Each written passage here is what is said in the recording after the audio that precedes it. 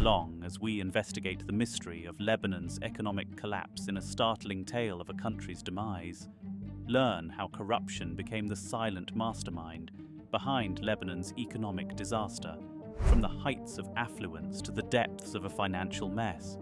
Keep checking back as we explore the complex network of Lebanon's economy and uncover the disturbing reality.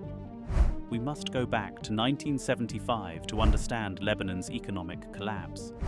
For 15 torturous years, the nation was woven with the wounds of a bloody civil war between Christians and Muslims. The outcome: more than 120,000 people died, and the social fabric was ripped apart. A tenuous ceasefire was mediated in 1989, giving rise to a sectarian regime intended to divide governmental authority among religious communities. This arrangement: Lebanon pursued rehabilitation following the devastation caused by the conflict. The administration revitalized the country using foreign aid and incentives for foreign investment. The GDP increased 400% between 1990 and 2000, with 60% coming from trade, tourism, and finance. Growth was accelerated by remittances from the Lebanese diaspora. But Lebanon's economy, which relies heavily on imports and services, was tethered to the US dollar. In 1997, the weak local currency was reinforced by pegging it to the dollar, which improved economic stability and made government financing easier.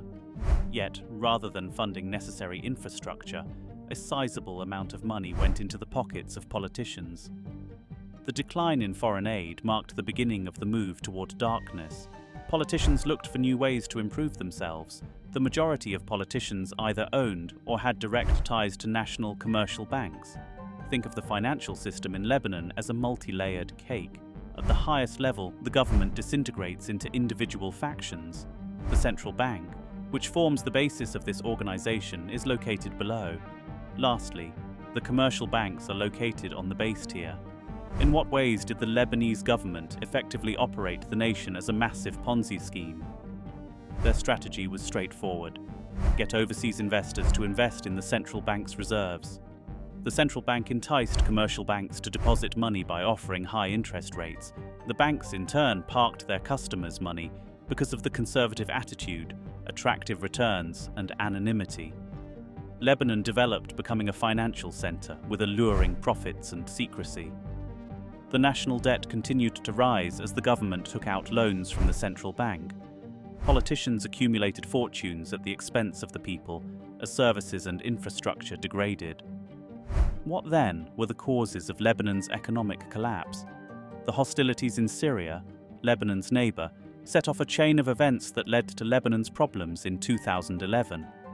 An already precarious social structure was put under extreme strain by the migration of around 1.5 million displaced Syrians, surpassing its ability to accommodate both its populace and the newcomers. A solution was provided by Riyad Salameh, the head of Lebanon's central bank and a former Merrill Lynch banker. He established intricate financial systems that offered commercial banks large returns in return for fresh dollar deposits. The complex financial systems raised the government's and banks' liabilities.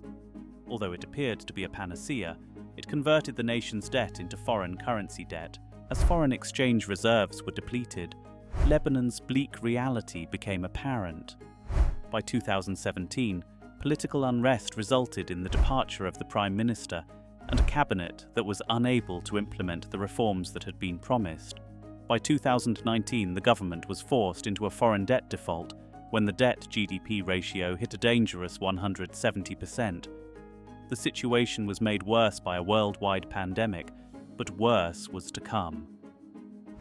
When a huge explosion rocked Beirut on August 4, 2020, the entire government resigned. Mismanagement and extensive corruption were the causes of the explosion. The devastating incident damaged the port that handled 70% of Lebanon's imports, claimed lives, and resulted in billions of dollars in damages. Politicians in dire need of money imposed a contentious tax on WhatsApp's video calling service, charging 20 cents each day. This led to more unrest and disproportionately impacted the poor. The result? Large-scale demonstrations led by disenchanted young people demanding a total political change. Significant dollar-denominated deposits were retained locally, with the majority of savings occurring in bank accounts and overseas transfers. Removing these deposits caused indignation and damaged confidence in the local currency. As people scrambled to purchase dollars on the illegal market, exchange rates crashed, and by April 2023, the Lebanese pound had dropped from 1,500 to an incredible 100,000 to 1 ratio. Once side by side, the dollar and the lira in Lebanon were now completely different. Lebanon has seen a terrible decline since 2018, losing more than half of its GDP. The country had descended into hyperinflation by July 2022 as a result of the currency collapse. Consider a person who used to make $900 a month but now only has less than $50, and to make matters worse, the minimum wage hasn't changed since 2017. However, given that a depressing 30% of the population struggles with unemployment, even this pitiful wage is a blessing to some. What effects did hyperinflation have on regular people's lives in Lebanon? 70% of households struggle daily to make ends meet. Due to a severe lack of funds or food, an adult has skipped meals in more than 25% of these households. Parents who are struggling financially are even turning to placing their kids in orphanages. Electricity outages and fuel shortages pose serious problems. Electricity shortages and declining purchasing power are putting local businesses in danger of going bankrupt.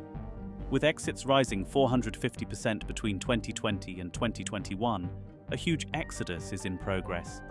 But this causes a crippling brain drain. After the 2019 protests, billions fled to offshore accounts, raising suspicions of wrongdoing. Bankers make foreign investments, and even the previous president of Lebanon's central bank is accused of fraud and money laundering. An infusion of money is essential to reviving essential services including imports, energy, water, and medication. At the same time, social services and banking need to be redesigned. The issues facing Lebanon will continue and get worse in the absence of fundamental measures. Lebanon's leaders oppose restructuring that would put their authority in jeopardy, even as they negotiate a bailout deal with the IMF. The deeply ingrained sectarian politics in Lebanon are the main cause of the issue. In reaction, people are dealing in US dollars instead of local money, dollarizing the economy. Although the goal of this action is stability, some risks could make poverty worse, as has been observed in other countries. Government tax revenues are reduced as a result of Lebanon's transition to a cash economy. There is still hope that Lebanon can recover and come out of its economic crisis stronger. Are you curious about the financial background and projections for the future? Remember to subscribe and hit the bell icon.